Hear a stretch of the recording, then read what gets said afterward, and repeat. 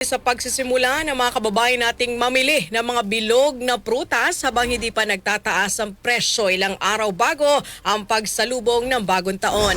Kasama natin sa balitang yan si Radjuman Chill Emprido. RMN Live Report!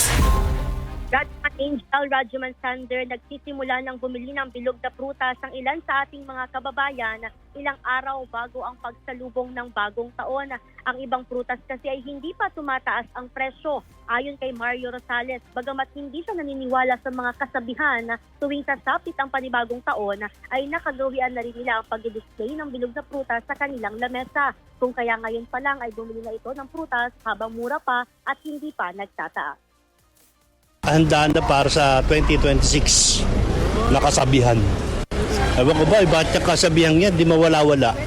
Na? Baka daw maputol, yung kasaganaan. Pero ganun pa rin, nagtrabaho ko pa rin.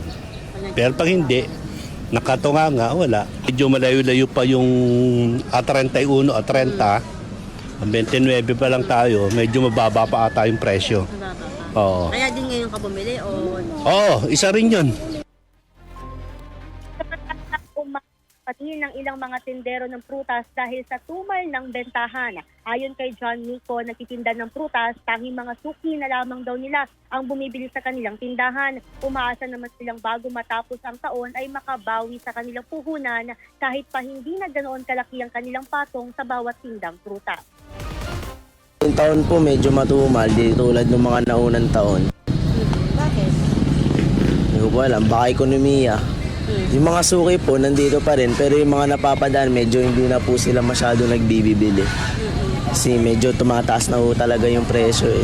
At medyo tumaas talaga yung prutas. Nakakabawi naman po, pang-araw-araw. Isang presyo ng Fuji apple sa 50 pesos para sa 3 peraso. Apple na mabibili sa 3 for 100 pesos. Peras nasa 35 to 40 pesos kada piraso. Longgan 240 pesos hanggang 280 pesos sa kada kilo. Kiat-kiat 80 pesos sa kada kilo. Ubas 240 pesos hanggang 300 pesos sa kada kilo. Yung Chico 140 pesos sa kada kilo. Mangga 220 pesos hanggang 250 pesos sa kada kilo. Melon 100 pesos per kilo. Pakwan, 150 pesos per piraso at pinya na nasa 60 pesos hanggang 80 pesos sa kada piraso, depende naman sa laki. Asahan naman na magtataas pa ang presyo nito bukas, December 30 hanggang December 31. Kasama mo sa DZXL RMN Manila, Radjuman Chill Emprido, Tatak RMN.